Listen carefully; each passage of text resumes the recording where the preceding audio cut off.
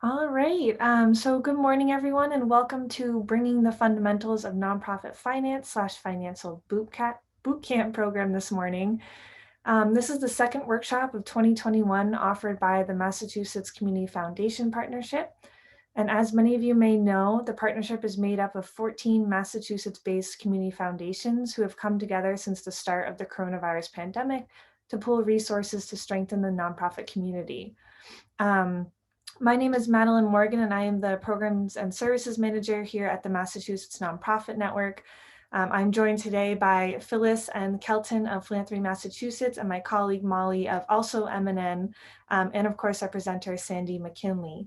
Philanthropy Massachusetts and the Massachusetts Nonprofit Network are pleased to work with the foundations to bring these resources to the Massachusetts nonprofit community. And we're thrilled, as I mentioned, to be joined by Sandy McKinley of Sector Wind. Over the past few months, or many months, Sector Wind has been working with nonprofits on adapting financial strategies during these uncertain times. Quickly, before we get into this morning's session, I just want to go over some logistical elements. We ask that you keep yourself muted during the presentation. I'd also encourage you to select active speaker view at the top of your screen so that the active speaker will appear more prominently on your screen.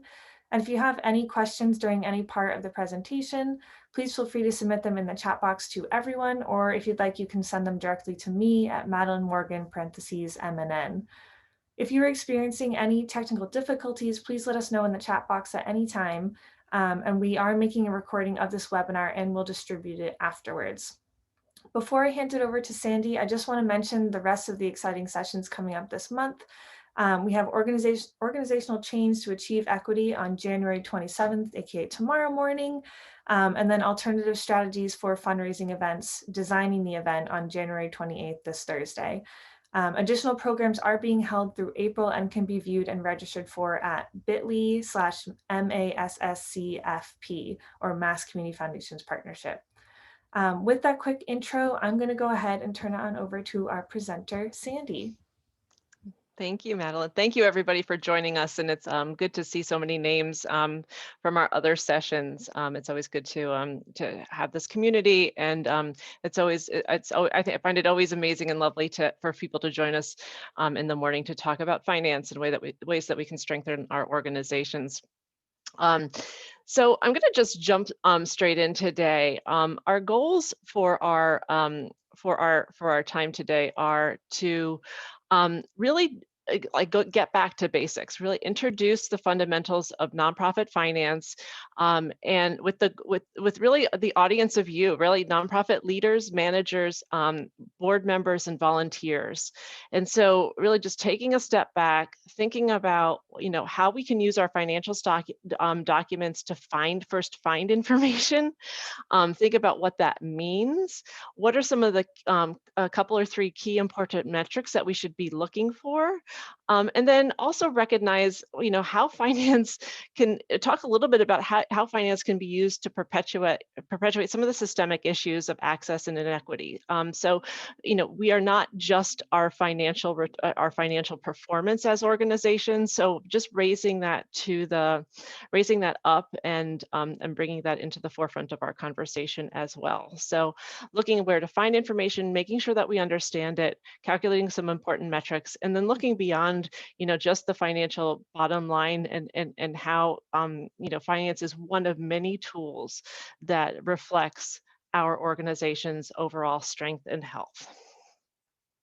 So with that, as a financial professional and somebody that works in finance, day to day, week to week, year to year, I know that money is personal, and finance, how we use money and make decisions around it, is intimate. And so much like spiders, sharks, and ghosts, sometimes people are nervous or scared of money. And so if this is new, ask questions, put them in the text box directly to Madeline if you don't want your name name shown. There are no dumb questions.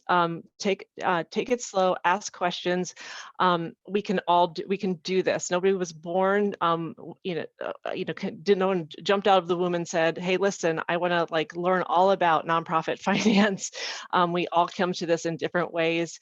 And many of us do the work that we do out of passion for the mission, not out of passion for understanding out of understanding the numbers. So please, I recognize that this is a skill that many of you are building, and it doesn't come naturally. But I want this to be a supportive environment for all of us. As with everything that my firm does, and with what I do, my guiding aspiration, and I hope this is yours as well, is really to build strategic resilience and financial health. So really, what do I mean by that? When I think about resilience, it's really that ability to anticipate and adapt to the fluidity, right, of our operating environment and our conditions that we might meet along the way, while maintaining that focus on our long-term mission and why we work in our organizations. So that's really our strategic resilience. What does that mean? It is a dynamic understanding of the future. It's looking at our organizations both internally and externally. Financial health is like one of the ways we do that, right? So we want to make sure that we have the types and amounts of money to cover the full cost of our organization's operations, and be able to handle whatever risks might arise, and pursue the opportunity when those opportunities are afforded to us, or when we are planning for change. So those are really, when I'm thinking and when I'm working with organizations, those are really my two guiding aspirations. And in that, if you have worked or have come to my webinars before, we know that, or you know that I feel very strongly that our organizations are more than just their bottom line, and that when we are working, when we're looking at our organizations, there is so much that we do. How do we even think about breaking it down, and thinking about the different component parts of how we support our mission and how we do our work? And for me, I see it in kind of 5 areas, 5 kind of points of a star, or five component areas. So the first is really our work, right? Why we get up in the morning, what kind of points to the heaven. So these are our programs and services. It's what we do and how we do it. It's probably like where you are experts. If you're board members, it's probably why you were drawn to the organization that you're now a volunteer leader of. It's the programs and services. The second is really, who does the work? It's our people and culture, right? So it's the people, and not just the people. It's our staff, volunteers, our board, but it's also how we do it, how we relate to each other. So programs and services, and then people and culture. Those are the first 2 components. The third is then looking outside, right? It's no organization is an island. So in addition to programs and services, people and culture, we also have these external relationships. So those are those peoples and groups and organizations and alliances that really help to support and advance our work. And those need care and feeding and management, just like anything else that we do. Fourth are those things that folks sometimes don't love to like, either they love it or they hate it, I have found. Those are the systems and operations, the technologies, the processes, the systems, everything from having a great, hiring and retention system, to making sure that there is that the facility is safe for workers to come in. That's those technology systems and operations. So that is holding up our mission. And finally, all of this is supported in some way, shape, or form, or related to our money and finance. And so I put this last on purpose because we need to think not of money first, but in a way, money lasts. And frankly, it's circular, it's cyclical, and it's iterative. But again, our organizations are made up of many strengths and many components, and money being just one of them. Diving in, though, let's talk about why we came together today, which is thinking about organizational financial health. And I'm going to start really right at the beginning, and to dive straight in and to say, what do we really mean by financial health? And before we can talk about really anything, before we really dive in, I want to just talk about what are the two component parts, and this is what I'm going to use to kind of orient our time together today. So the two main component parts when we talk about financial health are an organization's business model and its capital structure. And the business model is just simply how an organization makes and spends its money in service of mission. In other words, we want to look to see at whether your business model is generating enough revenue to cover expenses required to achieve your mission. And we're going to do that by looking at your financial statements or your profit and loss. And a healthy, hopefully, and again, we are in strange times still, but in regular operations, healthy business models still, provide enough subsidy or provide revenue covers expenses. It is that in a way that simple, but it's difficult, right? But a business model is how an organization makes and spends its money in service of mission. The other component part of financial health is our capital structure. And that sounds like a mouthful, but capital structure is the nature distribution of and magnitude of what we own, our assets, what we owe, our liabilities, and our overall net worth, or what we own free and clear. And so it matters because it tells us, do we have the right types and amounts of resources, money, in order to accomplish our short and long-term goals? Can we handle risk? And so these two things together are our operating performance, our income statement activities, feeds into our capital structure. So a personal analogy might be our business model could be our job, right? Our salary, our earnings during the year, and our capital structure can be our bank account, right? So what we have in our bank account, in our retirement account, it would incorporate like our house, any investments that we have, and those two things are related but different, but they do make up a picture of our overall financial health as individuals, but then also as organizations.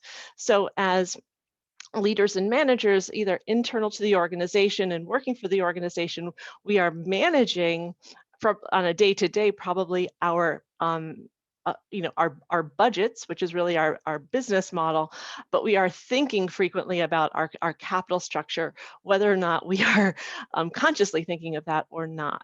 So today, what we're going to do is really think about like how do we deconstruct these a little bit, and understand what is included in these two component parts, and how do we assess them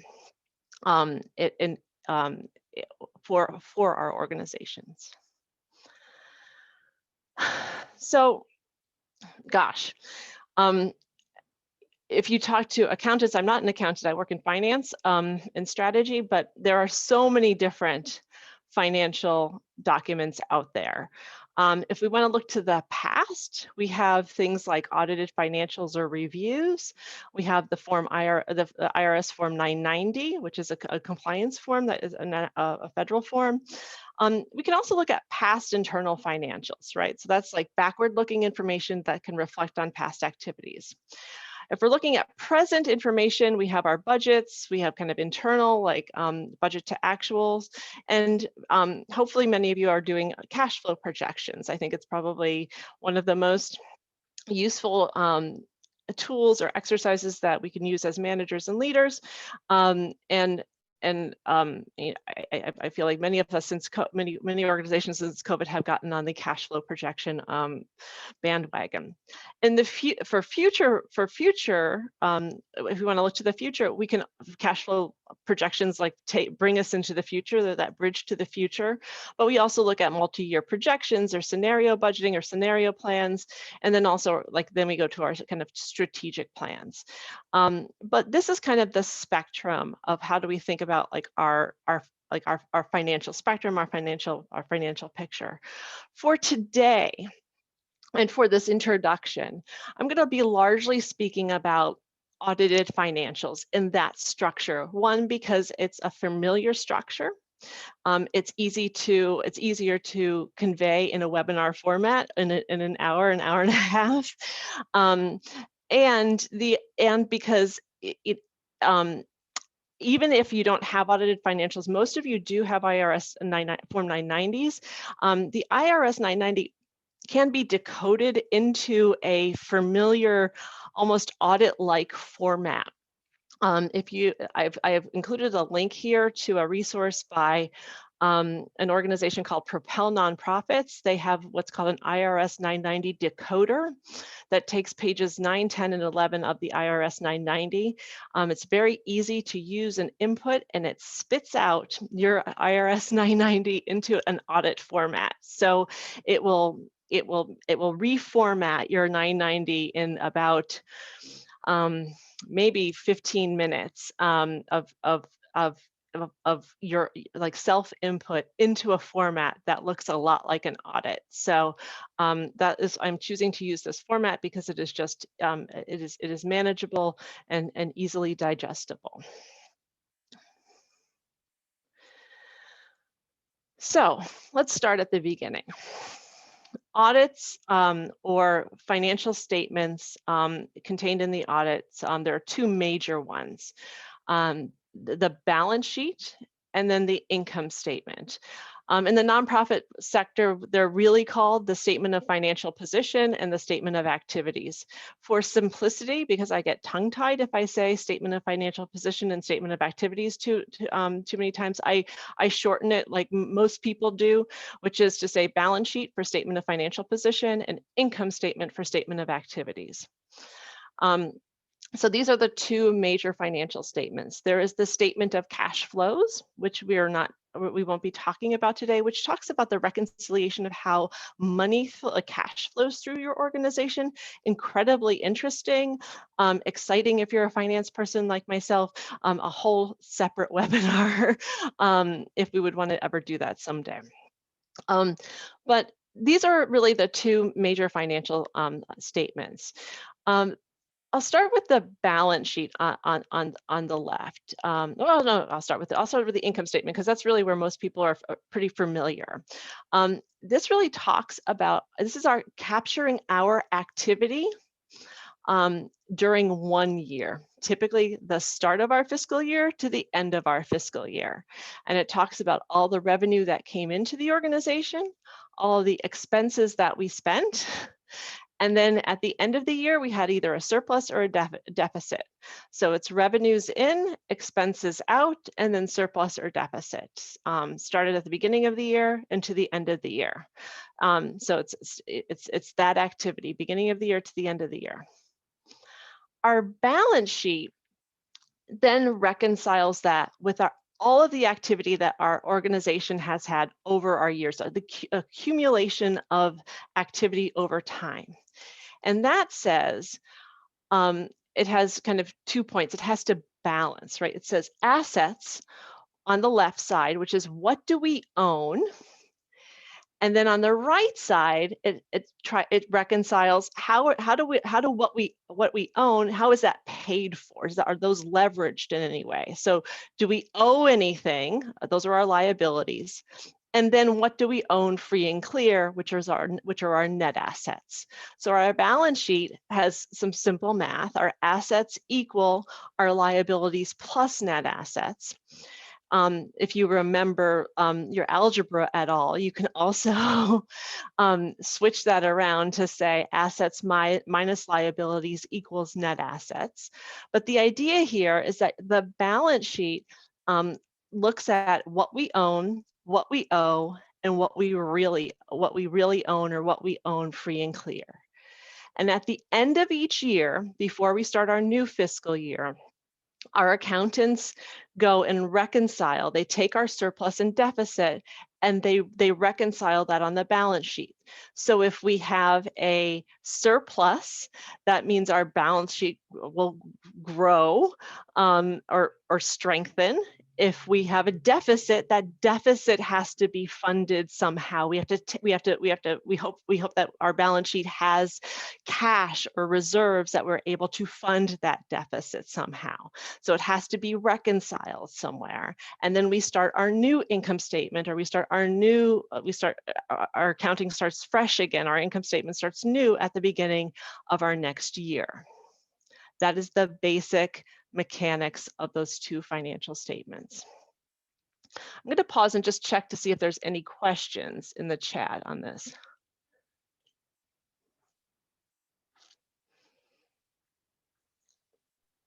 Sandy, we did have one question come in. Mm-hmm. This question is, as a newly formed nonprofit that was previously under a fiscal agent, are there particular documents that they should collect or have on hand to highlight their past, since they do not have previous 990s? Yeah, so you'll probably have, as a former fiscal sponsoree, yes, you'll probably have a fund balance, which will act as your de facto balance sheet, if you will. And then you'll just probably have a program budget, which would be your income statement. So you're not going to have a 990. You're not going to be required to have a 990, or probably accounting review, depending on what your budget is, or an audit. But you're going to want to have the history of your fund balance from your fiscal sponsor, or your savings account, or whatever your account balance was, and then your historic program balances. Good. Great, thank you. Mm-hmm. All right, I'll move ahead. All right, oops, or not backwards, ahead. There we go. All right, so now we have our income statement, what we did for the year, right? Like our activities for the year. So the first thing we want to look at is revenue, money that we brought into the organization. And the first thing and I'll just talk a little bit about the architecture. Revenue is on top, first thing that we see, and followed by expenses, and then the calculation of surplus and deficit. And within revenue, the questions that we're asking is, well, where did our money come from? And revenue is broken down by source of revenue. Typically, the first categories are contributed and earned, depending on which of those is larger for you, will depend on where your auditors put them, which one goes first. And within those categories, there might be subcategories, right? So earned revenue could be ticket sales, it could be tours, it could be something that it's an exchange. Then the second thing I'm asking myself when I'm looking at revenue, I'm asking, are my revenue streams, are they repeatable, reliable, and replaceable? Are my revenue streams, is this revenue coming in something that I can expect next year? Is it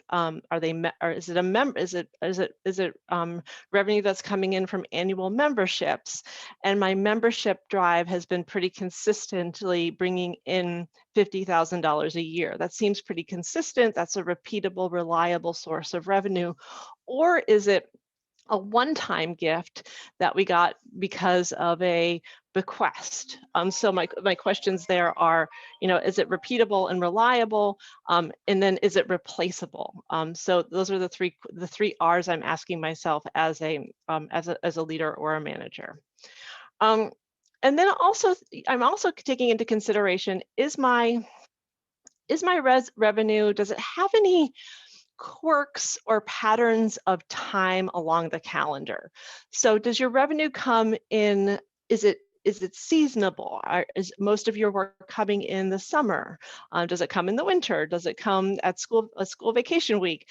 And how does that impact you if there's changes in weather or just changes in pandemic? Who could have saw that coming? But again, we're just thinking about what are the characteristics of revenue. Just a note on contributed revenue. I have here, private sources. That could be individuals, it could be corporations, it could be foundations. Government can kind of fall into two places. You could have contributed revenue from government, such as the Massachusetts Cultural Council, or you could have earned revenue in the form of like government contracts. And we'll talk a little bit about, we'll dive a little bit deeper into sources of revenue in a moment. And expenses, we're going to talk a little, we want to think about all right, when we're thinking about how our revenue came in, how did our expenses come in? Did you same thing, were our expenses predictable? Were we able to see the expenses coming through? Are they expenses related to our day-to-day, week-to-week, year-to-year, or are they expenses that were one-time expenses? And are we able to be responsive if our expenses, if we need to tighten our belt, or our expenses are really fixed? And we'll talk a little bit more about this in a moment. And you'll see I have expenses broken out perhaps a little bit differently than we typically see them here into these categories, and I'll talk about that in a moment. And then finally, we have our surplus and deficit. And the real thing we're asking here, were our costs covered? Were we able to achieve a surplus? So at the very straightforward level, revenue, expenses, and surplus and deficit, were we able to cover our expenses with our revenue? But what does this have to do with our business model, right? We're going to want to really link. I mean, we have to do like a little double clicking into to understand our business model. So things like, we'll talk about, we're going to next talk about restricted revenue or restrictions, but thinking about what revenue is available for me to use in a given year, but also what triggers my revenue. Can I predict when will revenue come in, or what has to happen for me to get revenue? Is it I have to provide a service? Is it that I have to put on an event? What is that activity that cues my revenue for coming in? Thinking about revenue streams also with a lens to risk. If something doesn't happen, then what is the risk of revenue not coming in? And how do I rate that risk? And then thinking again, which is operating revenue and which is non-operating revenue. So really separating out for us as leaders and managers, if something is recurring revenue or operating revenue, repeatable, reliable, replaceable, I love that. That's stuff that we want to come in every year. It really helps us pay the bills. But non-operating revenue that is episodic or one time, it's almost, we want to take that and set that aside and say, this is special revenue. We can't count on this every year. And we want to treat that revenue differently because by not getting it every year, we can't count on it. And we call that non-operating revenue. Expenses, fixed and variable, and then also which expenses, can we control? And then finally, profitability is or surpluses or deficit. Is our surplus available for us to use in an unrestricted way, or are there some conditions? Is our surplus bound by restriction, and do we have to pay note to that? And with that, I'm just going to talk a little bit about restrictions. I always make the assumption that those of us who live in the nonprofit sector have a clear sense of what it means to operate within the restrictions, but I have to challenge myself not to make that assumption. One of the quirks that we have in the nonprofit sector is that our dollars can come in one of two ways. The first is like what I call golden dollars that come to us without restriction. They are just like dollars that are in the for-profit world. They have no ties to them. These are typically earned revenue dollars or dollars that are given to us by our donors or our funders without any contingencies on them. But many foundation dollars, up to 74% of all foundation dollars are given with restriction or given at the direction of the donor. So the donor, it puts on a restriction. And the restriction is either bound by time or program. There's two types of restrictions. So you can use this in 2021, or you can use this for this after school program, or you can use this in 2021 for this after school program. So it's bound by time or program. And those dollars or that revenue is released from restriction as net assets released from restriction. That's what it's called on your financials, when the term of that restriction is met. So it's a little different dynamic. So I'm giving you as a donor, I'm giving you these dollars, but you can only use them for this purpose. And technically, you're supposed to release these dollars from restriction only after you provide that service. Now, does that always happen? No. Typically, we use those dollars as we're providing that service, but we understand that that's the intention.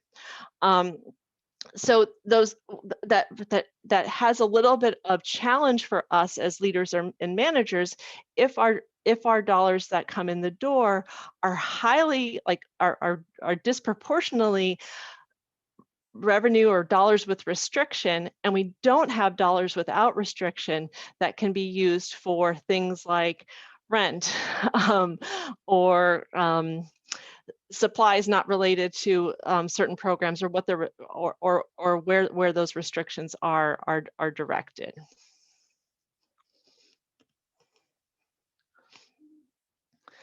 So I've put in this chart really as a reference for those of you on the call today. Like, what are some of the characteristics of revenue that we have? And how do we think about revenue?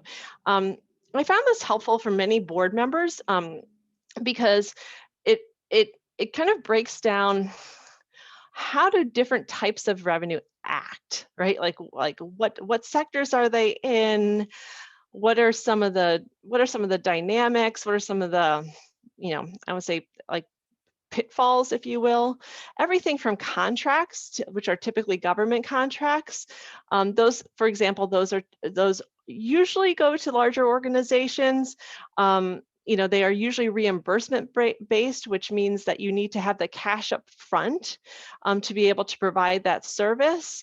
And they also typically require somebody in the back office to process that contract so that you get paid. And while that's nice to have that contract, sometimes the government's pretty slow to pay, and that there's a lot of heavy reporting requirements, and they don't allow for a lot of quote unquote overhead, right? So there's there's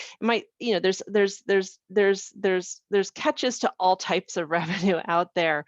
But again, just providing this for people, especially our board members who might be thinking that that the grass is always greener in different types of revenue. All types of revenue have different dynamics to them. Foundation grants, as I mentioned before, many of them are restricted, They can be great. We love those unrestricted year-to-year dollar, like multi-year grants. But we want to make sure that when we are applying for that grant, when we're putting in that proposal, that we're going in with our eyes open about what those dollars are and what we're expected to do in return for them. Individual donors, we have to think a couple of things. One, not all communities have the donor base that has money within those communities to provide those donations, right? And sometimes our missions don't lend itself to individual giving, right? So some people might not want to, it might not be um, it might not be a mission where there's a high percentage of people who actually want to give at the individual level. And individual giving is a high touch. It requires the executive director, the board, volunteers, or kind of a professional fundraising staff to engage with it. And so how are we going to manage our capacity as an organization to engage?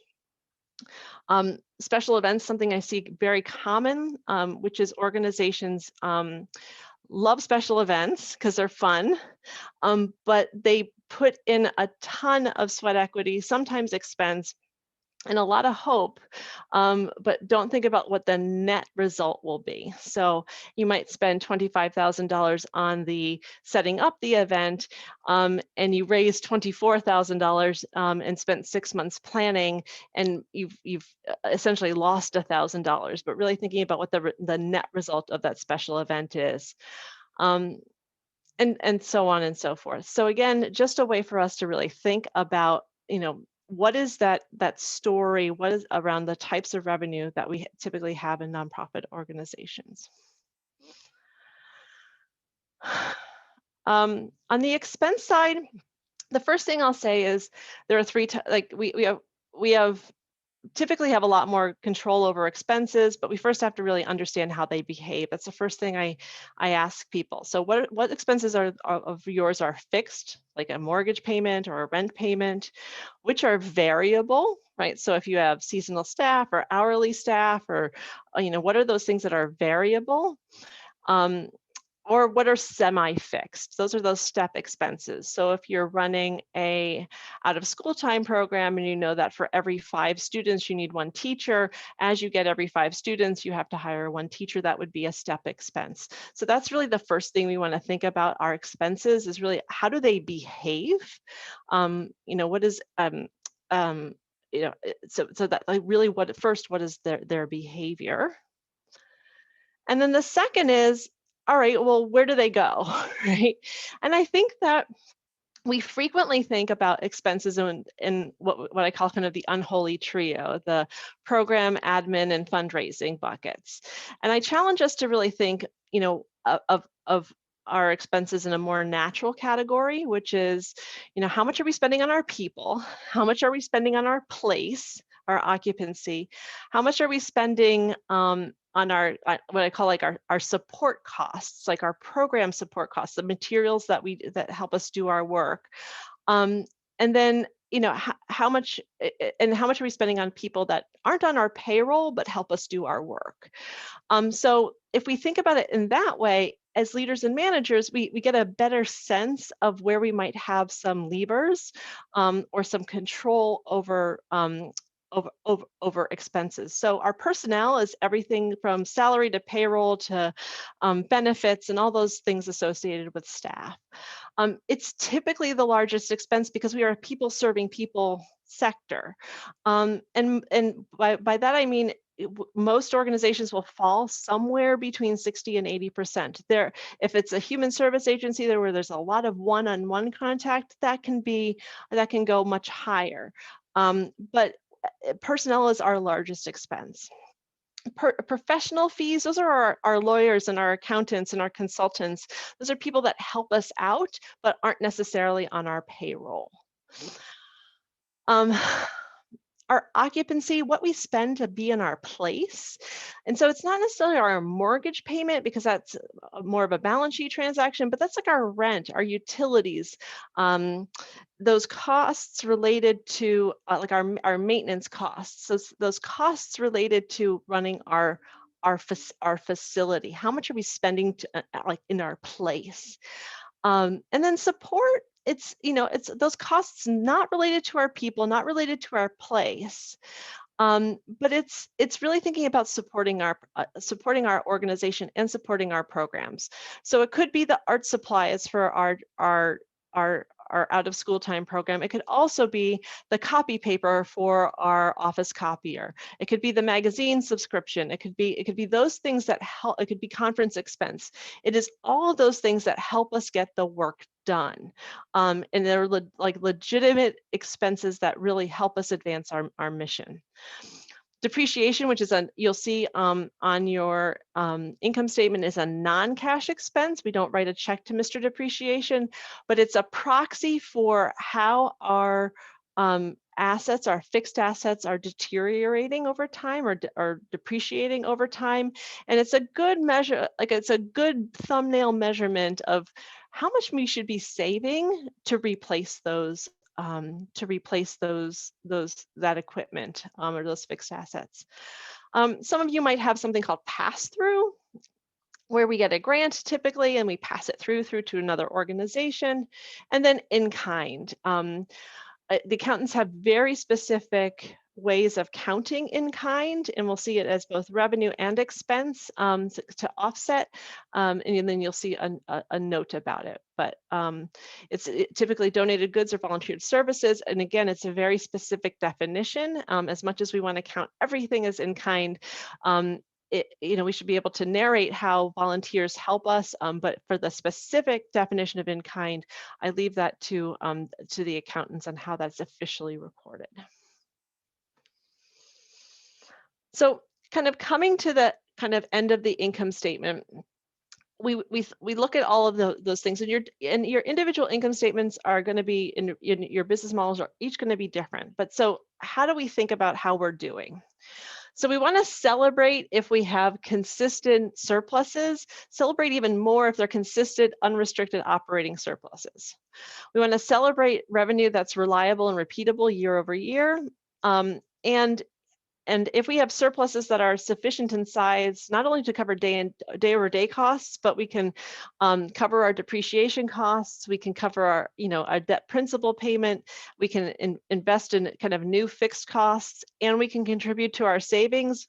I mean, send out the fireworks. I don't know how many of us are going to be able to do that in 2020 to 2021, but when we're looking at kind of income statement health, like these are the things that we want to celebrate. The things we want to investigate are if we see like a history of operating deficits over the course of several years, especially if those deficits are really large in relation to our overall budget. Or we want to investigate like significant swings in revenue from year to year without just without a rationale, right? Without that story. So because narration is just as important as calculation in this when doing this work. So that's kind of the end of my income statement business model. So I'm going to take a couple of questions. So let's see.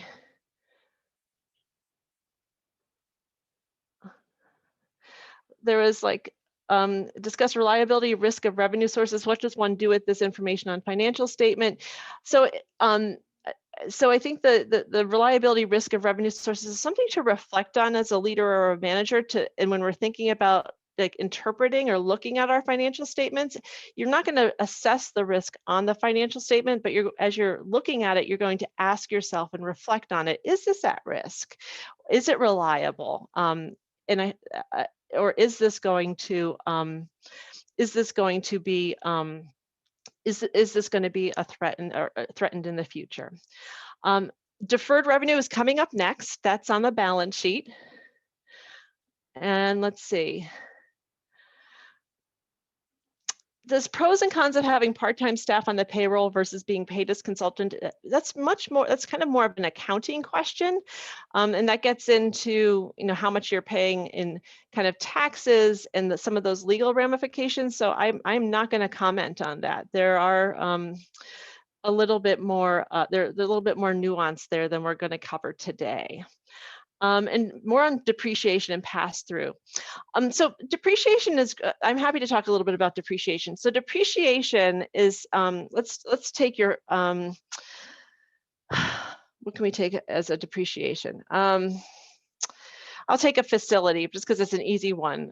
So to take your building. So a building is an asset, something that you own, and that asset is going to depreciate. It's going to we have to devalue that asset over time. Even though it appreciates, we have to depreciate that over time, right? And so the way that we do that is that in the nonprofit sector, everything has to run through your income statement. And so the accountants take off a little bit of, depreciate, subtract 1/30th of the value of that facility every year from your income statement. It's a non-cash expense, meaning that no one's paying that in cash. But what it's saying is that there's a value that is of wear and tear that is coming out of your facility that is a good approximation of maybe what you should be like reinvesting into your into your facility or your vehicle, right? So say you have a van, and so you're depreciating that van over 7 or 10 years, and you're thinking about, oh gosh, my warranty runs out, but I still need to put new tires on it. I need to do this. It's a good approximation of what we need to be what we need to be saving for to reinvest into that asset. Pass-throughs are in a way very simple, right? Somebody is giving us money, typically a foundation, to say, hey, listen, we want to give you, organization, $50,000, but we want you to pass some of that through to another organization with whom you'll be working. And so you're serving as a conduit for that transaction, a pass through to that organization. In my former organization, and I worked for a national organization for many years, we would get foundation money, and we would pass through that money. We would provide consulting services, and we would pass through grants as part that would come along with our consulting services to another organization. We did not keep that money, we passed it through, but we had to record that on our financial statements. So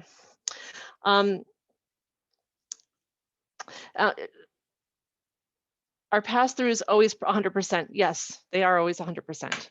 And depreciation, and somebody asked about computers. Yes, most computers are just expensed these days. They used to be depreciated. I'm going to move on and introduce kind of our balance sheet and capital structure. So if you remember when we started, we talked about kind of the two sides of financial health: our income statement, business model, and then the second side is kind of our balance sheet and capital structure. Our capital structure is our kind of our bank, right? The health, what we have backing us. It reflects really the resources that we have to help us weather risk, and what are the natures of those resources. It could be, and those resources come in different forms. We always talk about money, but our balance sheet also reflects other things that we own, like our facilities, our vehicles, any investments that we have. Sometimes I see boats on balance sheets. Land, sometimes we see on balance sheets as well. And it reflects also our ability to change in response to like external shocks or and kind of like internal aspirations, at internal external shocks and aspirations. It's our backup to our programs. And so both the nature of what is on our balance sheet and the amount that's there are really what's important. So our balance sheet is always the first kind of first sheet in our audit. So it's the first thing that we look at, that we see. It summarizes what we own, our assets. It summarizes, it details what we owe. And then it calculates our net assets, our kind of what we truly own free and clear, and then how it's distributed, typically by restriction and designation. So is it with restrictions? Is it without restrictions? And how much of each? It is a snapshot in time. While in reality, our balance sheet probably changes every day with every transaction that we make. It is calculated at a moment in time, typically the last day of your fiscal year. Um, in that sense, then it is also accumulation, an accumulation of everything that we have done as an organization. So all of our activity over time, and that's really how all of our activity over time is captured and reconciled. And then, we care about it because it helps understand the resources that we have at our disposal. Our disposal. Specifically, how much risk can we undertake? What kind of opportunities can we pursue, and how much risk can we absorb? So let's see. I'm going to dive into a little bit more detail. So here it is. Assets, what we own; liabilities, what we owe; net assets, what we own free and clear. So what's inside of these things? So what could be our assets, right? Cash, right? So we love cash. But cash can come in our bank accounts. It could be investment accounts. It could be kind of petty cash. It could be also kind of short-term cash-like instruments, like money, like short-term money, like money market accounts, right?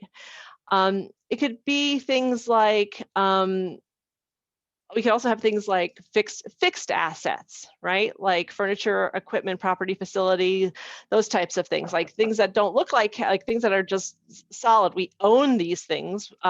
There are fixed assets.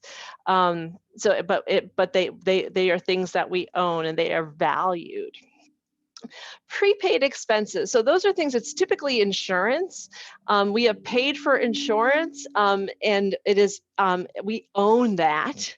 And we own a portion of it. So prepaid expenses, things that have not yet been received or not yet been used.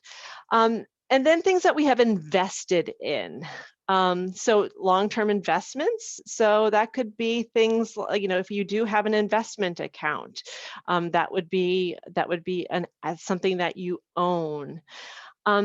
Other things that are included in our assets are things that people owe you, not things that you owe, but things that people owe you. Grants and pledges, kind of receivable, accounts receivable. And then if you've made loans to other people, the loans would be there. And then if you made any deposits on things, so that they would sometimes show up in the asset. They would show up in the assets as well. So it's really interesting to see what you have in there. It's not just cash. It's kind of what, those things that you have that are yours, that are owned. The things that are owed are liabilities, right? So for example, payables, money that we owe to somebody else, right? So that could be typically vendors. So kind of our current liabilities are things that are owed within a certain period of time, generally the near term, generally 12 months. So things like we owe other people money. Those are our accounts payable. Accrued expenses, things that we incurred during the accounting period, but our payment is postponed, right? So we're not yet going to pay it, but we tallied up that bill during our prior accounting period. It's typically payroll, or you might find a payroll liability there. In debt, right? So debt is a big one. People that we're used to seeing that one there. And it can be all types of debt. It could be your line of credit for working capital. It could be short-term debt with what's due within 1 year. And it could be longer-term debt like a mortgage. And things like, and this is where deferred revenue comes up, and things that you hold on behalf of others. So things that you are obligated to do, right? So it's a liability. You owe something to someone. So that's a payment, like deferred revenue is a payment received from a client or an audience member but you have not yet fulfilled that transaction, right? So it is, we see it a lot in the arts where people have paid like for tickets for a show, but that show hasn't yet been performed. It comes in and this sits kind of as deferred revenue. And then finally, net assets, what you own kind of free and clear. This is equivalent to the for-profit world of net worth. And so, this is, our net assets are broken down into kind of two other areas, right? With donor restrictions and without donor restrictions, right? So again, this is where these restrictions come in. We then recalculate all of this based on, are there tethers to our our assets? So without donor restrictions could be everything from the net worth of our property. I'll start there. How much do we, how much of our facility our buildings and equipment do we own, taking out the debt attached to it, if anything, and how much of our net assets without restrictions but not invested in property and equipment are available to us, right? So what's available to us? And then are there net assets without donor restrictions that they don't have donor restrictions, but they might be longer term and might be set aside with kind of specific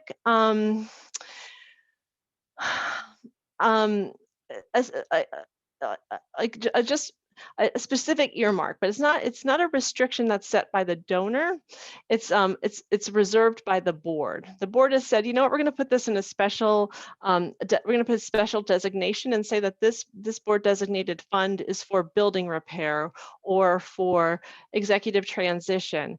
But what the board does to a board restricted fund, the board can undo, right? So the management and the control stays at the organization level, but that is really without donor restrictions because it's an activity of the board.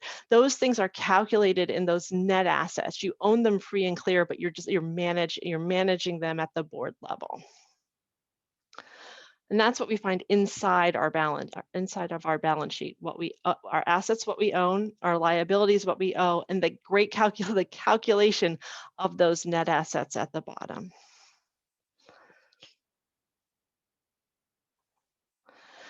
But here's the so what, right? What do we really want to look at? As leaders and managers, board members, volunteers of an organization, I think we all want to try to think and say, all right, well, I'm trying to manage this organization. What do I want to look for? And most of us want to look for we want to look at two metrics. And I am a big believer in really keeping it simple. The two metrics that I look at, or things that I look at, is, does an organization have a surplus? Is it unrestricted? So that's on the income statement. And then on the balance sheet, I look at how the assets, liabilities, and net assets are distributed. But then the other calculation that I get to really quickly is to say, how many months of cash does this organization have? And then what is the months of available net assets, right? And so the months of cash tells me it's a quick calculation. How can my organization cover short-term obligations and day-to-day expenses, right? And that's a really, in a way, simple calculation. The first thing you have to figure out is what's your average monthly expense, and that's taking your total expenses from the income statement and dividing that by 12, and then taking your total cash by that number. And that will tell you the months of cash that you have.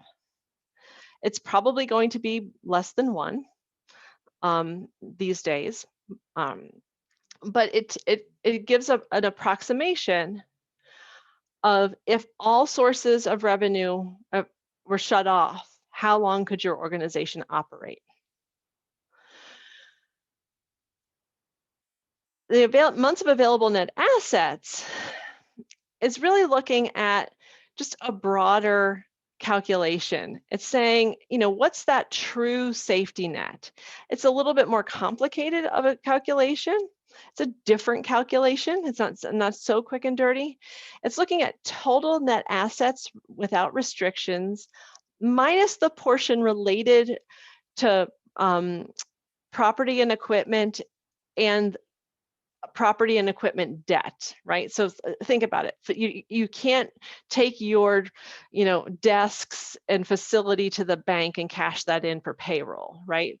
So what this is saying, let's take not just cash, but cash and receivables and things that are like our net assets without restrictions, all of those net assets without restrictions, minus anything that's a fixed asset like property and equipment, and see what, and calculate that against our monthly expense.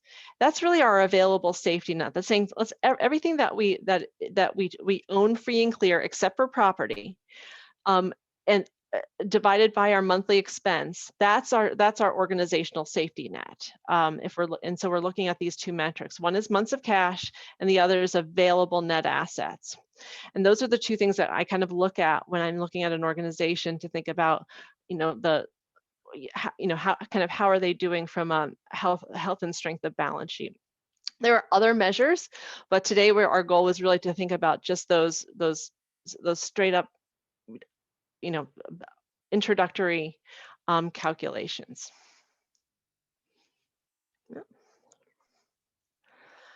So here we go again. We're back to the balance sheet and how are we doing? So we want to celebrate if our assets, current assets, exceed our liabilities, right? Do we own more than we owe? And if we have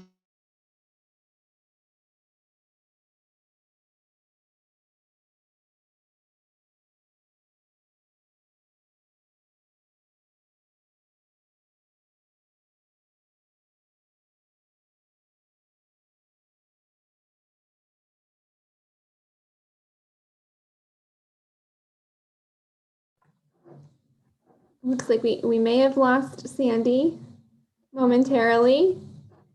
Hoping she'll be able to rejoin us. Just checking in now. Looks like she might have just gone offline for a second.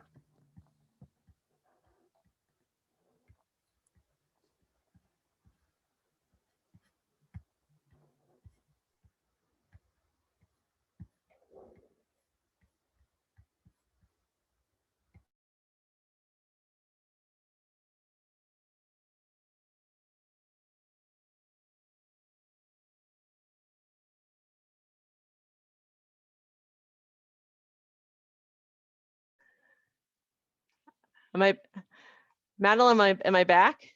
You're back. I don't know what happened there. No worries. Just like Zoom had a little moment. Zoom had a little moment there. Boy, oh boy. And then it came right back on. Okay, sorry about that, everybody.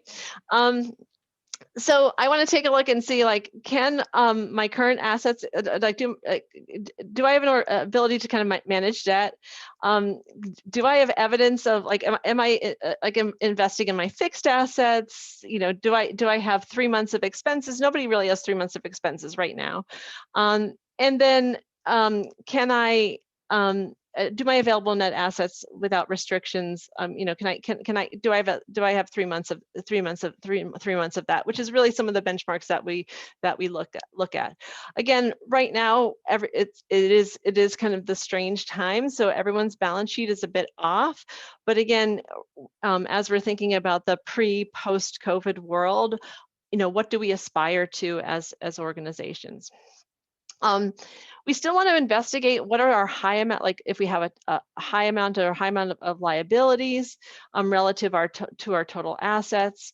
If our liquidity is declining, and again, right now we're in extraordinary circumstances, so kind of almost everybody's liquidity is declining. And then thinking about then over time, if our line of credit has just been consistently maxed out, that tells me that an organization is really suffering, not necessarily from issues of timing and cash flow. It's really suffering from issues of cash, and then that maybe we have to go back and investigate really what's happening in the business model, and are we able to really make that business model work, or can we do some fine tuning? So what have we hopefully learned so far about the finances of our organization? And this is what I like to call the cheat sheet. Like as I'm looking at my organization or an organization, be it professionally when I'm working, or if I'm volunteering for an organization, or I'm coaching board members or executives, what do I want to make sure that we're able to we're able to know? Can we speak to these things, provided that they're relevant? So the first is profitability, right? Are our costs covered? Do I know that? And did our surpluses cover our full costs? So, are we able to invest in our savings? Are we able to invest in our fixed assets? Can we answer these questions, right? Second is, how do we make money? Do I know how we make money? How has our revenue changed over time, right? What are those sources of revenue changed over time? Are our sources of revenue repeatable, reliable, replaceable, right? Can I investigate that? Do I know that? The third is expenses. Do I know how we spend money, right? Are my expenses predictable? Are we responsive to operating changes? And what do we do if we have to make difficult decisions? Next is my balance sheet. Are the nature of my and distribution of my assets and net assets and liabilities appropriate to support our activities over the long term? Like, do I have the cash balance and access to cash to support my organization, or am I like house rich and cash poor, right? That's the big one that we look for. Or is it that I am what's called over leveraged, right? So relative to what I own, I owe much more, and so how might I what does that mean? How might we address that as a board or a manager? And then finally, liquidity. Is there cash available to cover my just current obligations? Like, can I meet payroll? Can I pay my vendors? And then what's the nature of that cash? Is it restricted? Is it spoken for? And then might we have any reserves or ways to navigate risk or pursue opportunity? Do we have any cash cushion there? So as I'm thinking about this, when we're telling our financial story, when we're thinking about, what are the questions I need to know as an executive director, as a volunteer, as a board member, these are really the baseline questions I'm looking to make sure that you're able to answer. Ultimately, we want to be able to talk about what's our current business model. We didn't go into this in detail today, but this is something like, what is our full cost of operation? If we were fully funded, if we were paying our staff that living wage, if we were not having our team, our executive director do the job of 2 people, if we were, what would be our full cost of delivering our work? And then finally, what are the types and amounts of money we need to support our aspirations, right? So if we're thinking of what recovery looks like for our organization, what does that investment look like? And so those are those what I call we worked on the what today, but we want to think about the so what and the now what as we would move forward in our work. Actually, I'm gonna so I know that in doing webinars, people love charts. And so I've put together this little chart that's just like thinks about not as, I don't want to think of it as a grading rubric, because right now everyone is a little like the sector is a little, the whole sector is wobbly. But as we think about moving forward, like kind of, I put this together as a, where are we as an organization? And you're not going to fall neatly into one category here, I promise. But I am a great believer in the power of people and the power of the sector.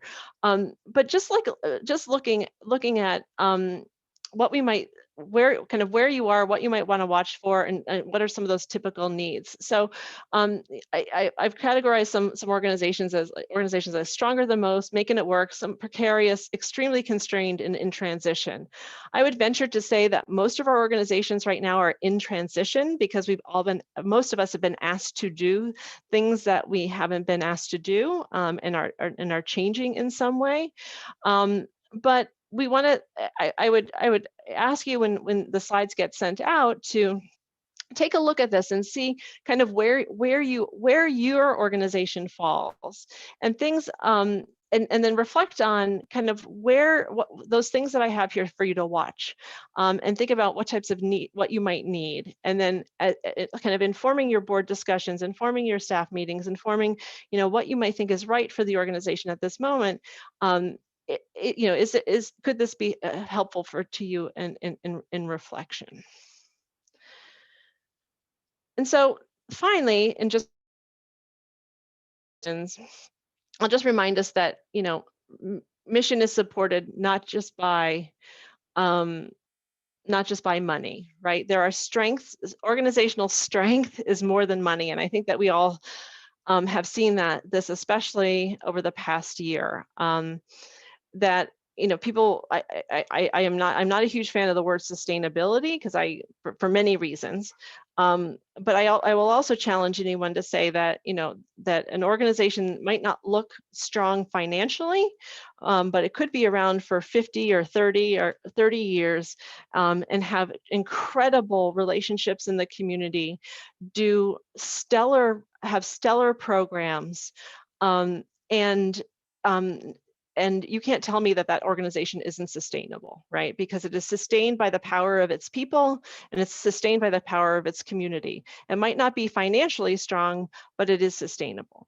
But with that, I want us to just recognize, especially for our small organizations, that financial analysis, and I'm saying this as a finance person, can skew can skew toward large organizations, especially kind of some of the back of the envelope calculations, like you need to have 3 months of reserves or 3 months of cash on hand in order to access funding, or whatever other metrics are put in place as broad stroke measures to assess financial health.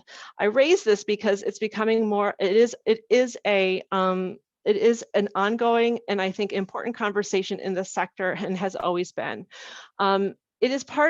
Finance is one part of an organization story, but there are many ways that organization is finance is used to perpetuate systemic racism, and structures of lack and impede access for especially small organizations and small organizations led by people of color. At my former organization, where I was for 14 years, Nonprofit Finance Fund, we did a lot of work on racially biased financial analysis. I've made that link on this page, but certain things are just for us to be aware of. Things around board giving. If you have a board that doesn't necessarily have the wealth to do board matching or board giving, that's one area where this all shows up. There funders might disqualify organizations because they can't meet matching grant requirements. That's an area where we might see some bias toward small organizations. And I've just listed a few more here, but I just raise that for us as we are looking at financial analysis to say that finance is not an organization's strength.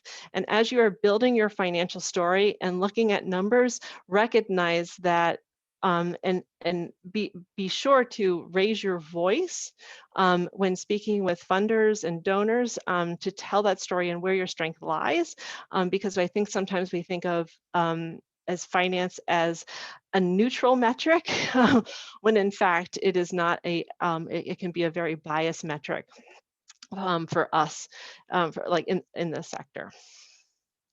So with that, I ended exactly where I wanted to make sure I had some time to take some messages or to take some questions. Let's see here.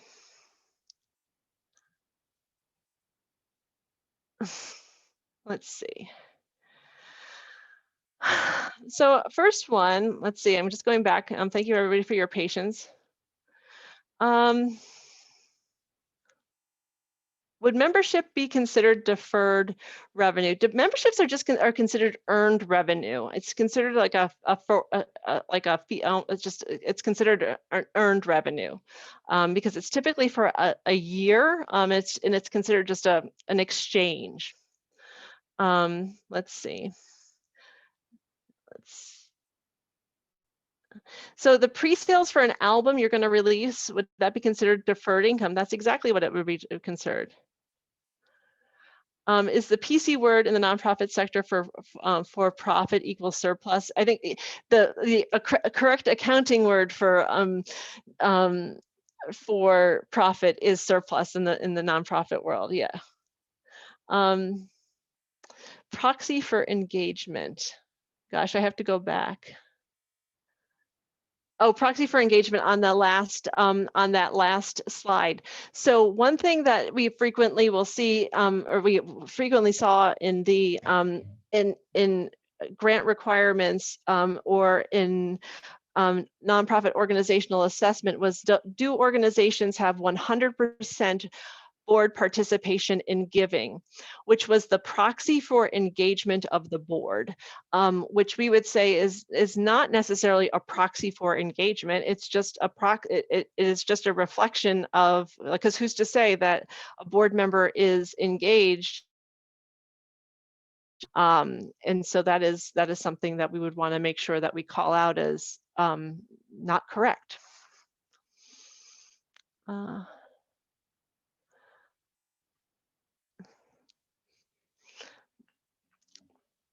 Let's see. Is there a standard definition of capital expenses? What and what can't be a capital expense? That's a great question. So a capital budget is typically or capital expense is something that is one time, not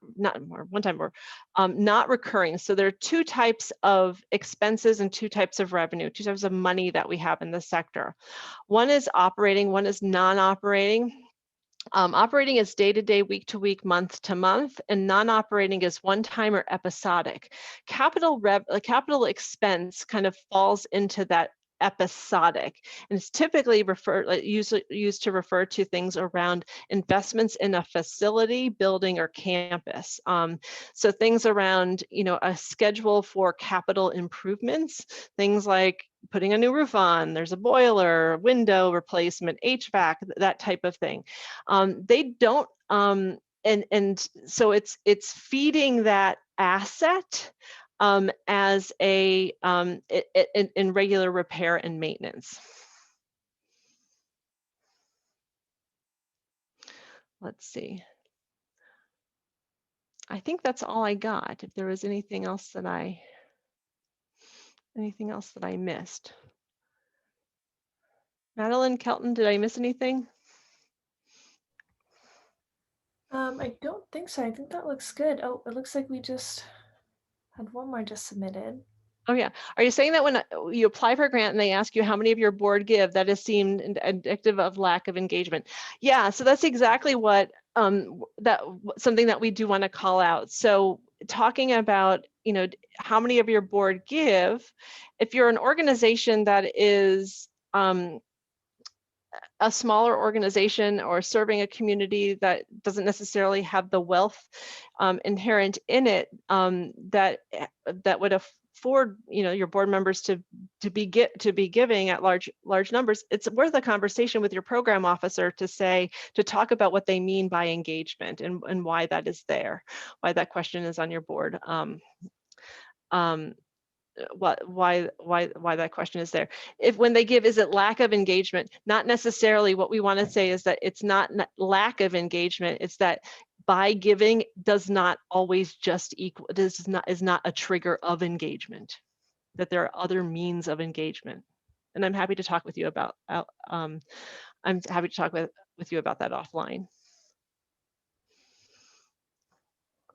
Okay, so if you're a board member and thinking about financial opportunities, do you think the pandemic offer equity investments, sympathetic foundation, mission considerations, others? I love that, time, treasure, talent. I think that there's, you know, I think that there have been, I can't speak to investments. I think many organizations have seen opportunities to push forward with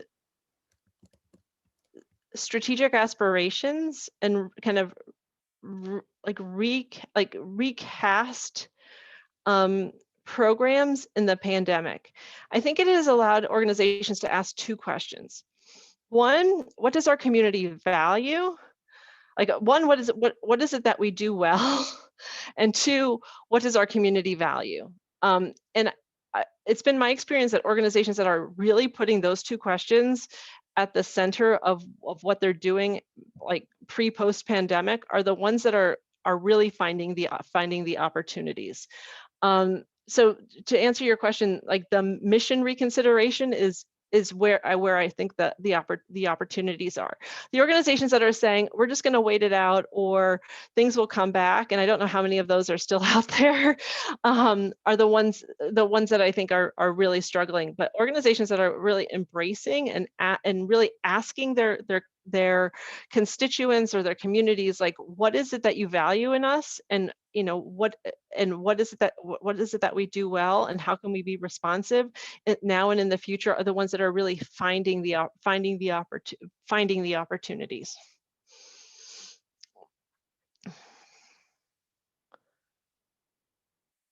Yeah, good. Oh, great. So finance and accounting, the difference between finance and accounting. So accountants have a different licensing structure, and typically finance is about making decisions with money, and accounting is around compiling information, compiling financial information. There is a lot of crossover.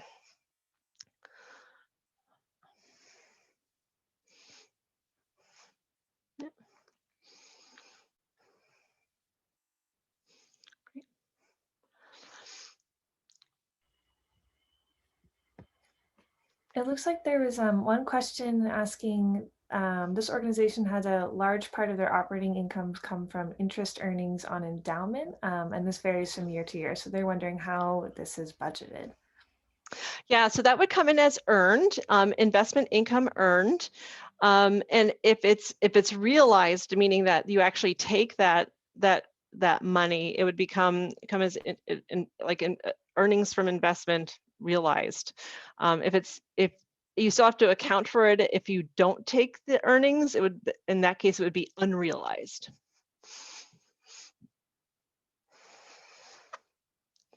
And congratulations on that. You probably had a pretty good year.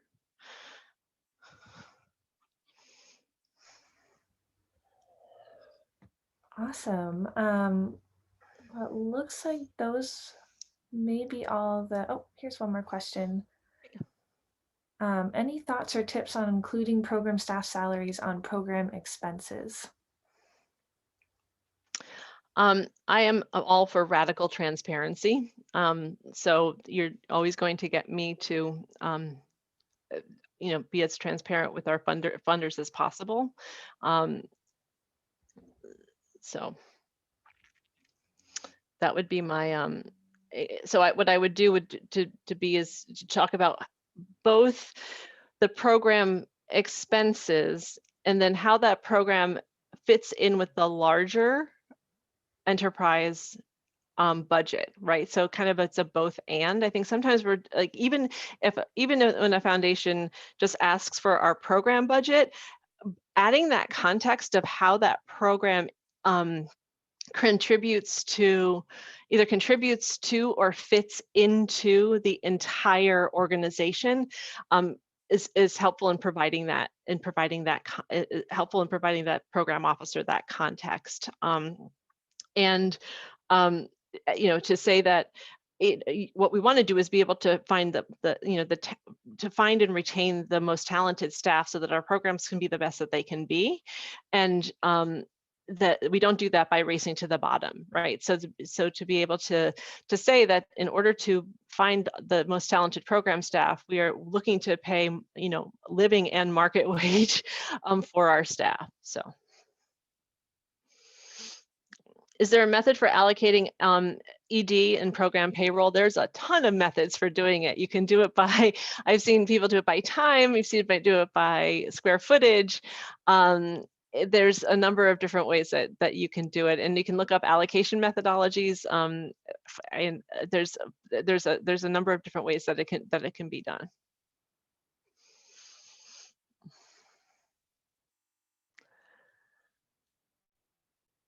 About unrealized capital gains, they are included in the financial statements, but no, they're not going to be included in your internals because you would have no way of knowing what they would be in your internal financial statements, because the accountants calculate them at the end of the day and end of the year.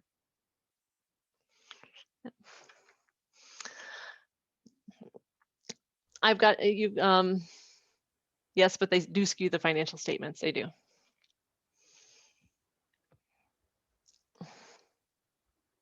Awesome. Yeah, so I think it looks like those are all the questions for today. Huge thank you to Sandy for this incredible presentation and the great resources and information that you shared with us today. Great. So next, there's a question on the next step in learning. How about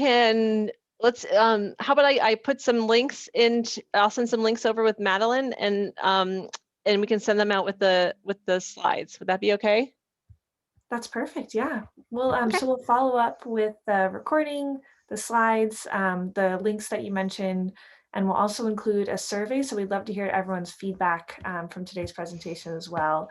But please reach out if you have any questions in the meantime. And thank you again for joining us this morning. And thank you to Sandy. Yep, thanks. My contact info is there. If anybody has any questions, feel free to reach out. Great. Thank you, everyone. Thanks, everyone.